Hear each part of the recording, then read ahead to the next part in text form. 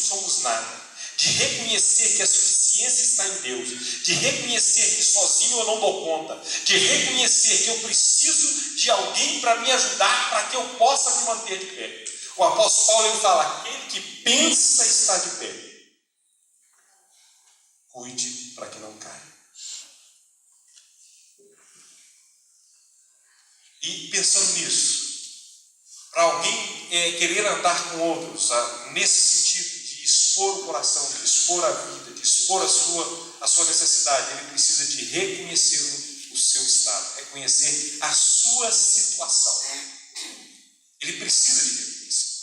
Se ele não reconhecer o seu estado, não reconhecer a sua situação, não reconhecer a condição da sua alma, Davi ele está tão preocupado nesse sentido, que Davi ele fala em vários dos seus salmos. Eu vou citar apenas um deles, o Salmo 18, no versículo 29, ele diz para o Senhor: Senhor, lança luz nas minhas trevas. Lança luz nas minhas trevas. Ou no Salmo 139, sonda-me, ó Deus, e conhece o meu coração. Verifica se há em mim algum caminho mau e conduz-me ao caminho eterno. Davi ele está pedindo ao Senhor para mostrar aonde há trevas nele. Ele está pedindo ao Senhor para mostrar onde há maldade nele. Ele está pedindo ao Senhor para mostrar onde há perversidade nele, onde há ruindade nele, para ser manifesto, para não ficar encoberto. E quando então Paulo fala também no livro de 2 Coríntios, no capítulo 4, no versículo 4, ele fala a respeito de que o príncipe desse mundo, ele cega o entendimento do incrédulo. E o incrédulo em algum momento pode ser eu, pode ser você, pode ser nós que servimos ao Senhor, podemos nos tornarmos incrédulos. E ele cega o entendimento do incrédulo. Para que ele cega o entendimento do incrédulo? Para que ele não venha a crer nas Escrituras, segundo a luz do Evangelho de Cristo. Mas no versículo 6 ele fala a respeito de que o Espírito Santo ele traz luz e entendimento. Ele traz luz e entendimento. Por isso eu mesmo sou uma das pessoas que constantemente ora: Senhor, tira a cegueira do meu entendimento. Faça como Davi, eu faço como Davi: Senhor, joga luz onde há trevas em mim, faz entender as maldades do meu coração, faz entender aonde estão as minhas malícias, os meus maus desejos, me ajude a enxergá-los, não faça as coisas ocultas aos meus olhos, não deixe eu me acostumar de tal maneira com a minha carne, a ponto de me sentir, de não perceber que sou escravo. Mas ajude-me a enxergar, porque em cada momento que eu enxergo algo que me escraviza, que me prende, que me trava, que me amarra, e essas coisas da nossa vida nos desanimam.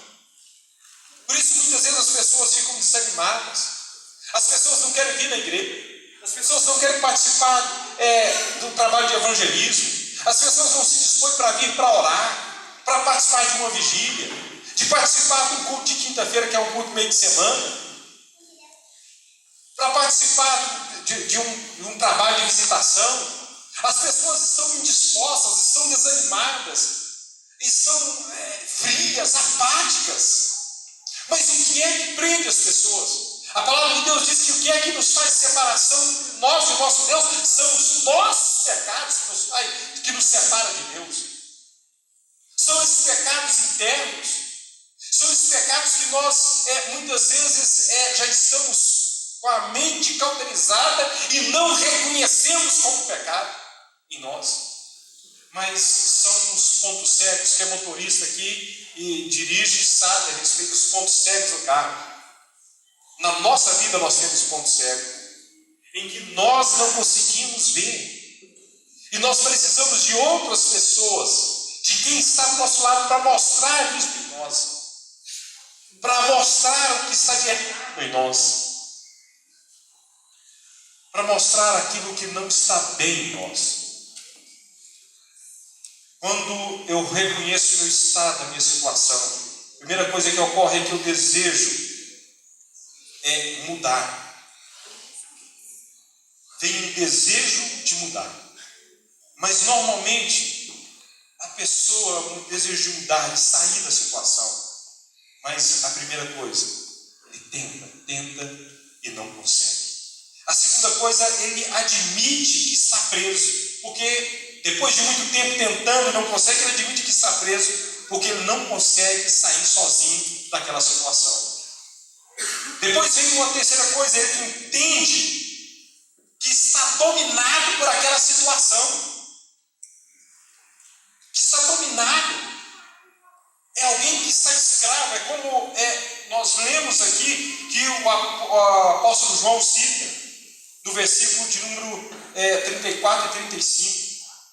Todo que comete pecado é escravo do pecado. O escravo não fica sempre na casa. O escravo não tem condições de estar na casa do seu Senhor. Ele não tem condições de ter domínio sobre a sua própria vida. Ele é escravo do pecado. Então, quando entra na situação de que entende que está dominado, vem uma quarta coisa que a pessoa ainda tenta. Ele tenta mudar. Mesmo sabendo que está dominado, ele ainda se esforça para mudar. Não se humilha, não admite. Fala assim, eu não preciso buscar ajuda. E ele então procura meios, formas. Isso pode ser um viciado em droga. Isso pode ser um viciado em bebida. Isso pode ser um viciado em televisão. Isso pode ser um viciado na internet, no Face. Isso pode ser um viciado em jogos. Isso pode ser um viciado em qualquer outra coisa, em alimento, em comer. Viciado em refrigerante, não consegue ficar um dia sequer sem tomar um refrigerante, e assim por diante.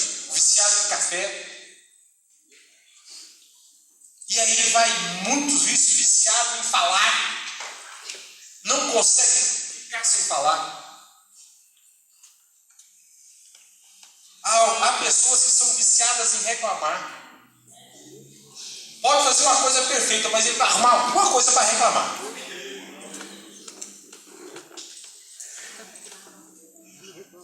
Mas a pessoa até tenta, mas ele só vai conseguir alguma coisa se decidir buscar ajuda. Se decidir buscar ajuda. Nós temos que admitir que escolhas independentes trazem danos. Outra coisa, adaptar-se a um novo modo de viver. Saber que agora eu aceitar ser cuidado, eu tenho que me adaptar a essa nova maneira de viver. Ser cuidado, ser corrigido, ser orientado, ter uma atitude de humildade. Viver segundo o projeto de Deus, de Cristo para as nossas vidas. E ainda mais, aceitar, adaptar-se a esse novo modo de viver, mas também aceitar obedecer princípios e valores bíblicos. Aceitar obedecer princípios e valores bíblicos. É essa a mudança. E por último, aprender 3 modos de viver. A gente aprendeu logo no princípio da vida, a dependência. Uma criança, quando nasce, é totalmente dependente dos pais. Mas, de acordo com o que vai crescendo, vai aprendendo o caminho da independência. Mas a criança, ela aprende também que há determinados momentos que está aprendendo a independência, que vê o perigo, segura na mão do pai, na barra da saia da mãe, vai ali, continua dependente. Mas quando chega na adolescência, esse filho quer se tornar o quê? Independente. Então, há 2 caminhos que nós conhecemos muito: a dependência e a independência. Mas há um terceiro modo de viver que normalmente pouco se ensina, pouco se fala, que é a interdependência. Que é isso, é buscar conselho, buscar ouvir antes de decidir. O pastor não vai decidir por você. O mentor não vai decidir por você. Mas ele vai te dar orientações, vai te dizer possibilidades, modos, abrir o leque da sua visão. para que você então tenha condições de você mesmo decidir de um modo interdependente. Depender de homens, depender de pessoas na fase adulta é doentio. Mas ser independente é carnalidade. A espiritualidade e a vida prática em Cristo Jesus é ser interdependente. É interdependente. Por último, manter-se de pé. Quando nós aceitamos ser cuidado, é um processo de libertação. Uma pessoa que passa por drogas, morador de rua, bebidas ou qualquer coisa, o grande problema deles no centro de recuperação é a questão de ser cuidado. Quando eles aceitam ser cuidados, corrigido, nesses passos que eu mencionei aqui, grande parte do processo de libertação acontece. A maioria deles vão para a casa de recuperação, mas nesse processo de aceitar ser cuidado, a grande maioria não chega à total libertação. Ou sai com a libertação química, livre, mas não sai com a libertação emocional completa, concluída. Muitas vezes ele já foi até reinserido na família, no contexto familiar. E ele está preparado para ser reinserido no contexto social e trabalhar. Mas muitas vezes o emocional não está, porque ele não aceitou totalmente ser cuidado. Agora, aqueles que concluem, ele tem que manter-se de pé. O versículo 36 nos mostra com muita clareza. Se pois o Filho vos libertar, verdadeiramente sereis livres. É ser dependente de Deus. Ser dependente de Deus. Para manter-nos de pé, é só dependendo de Deus.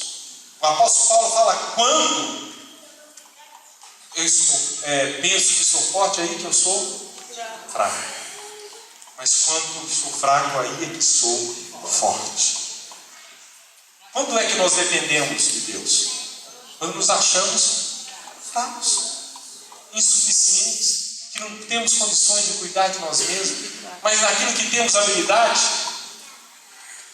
e rebentamos a cara. Estufamos o peito e rebentamos a cara. Mas a dependência de Deus é algo saudável. E ela é necessária na vida cristã.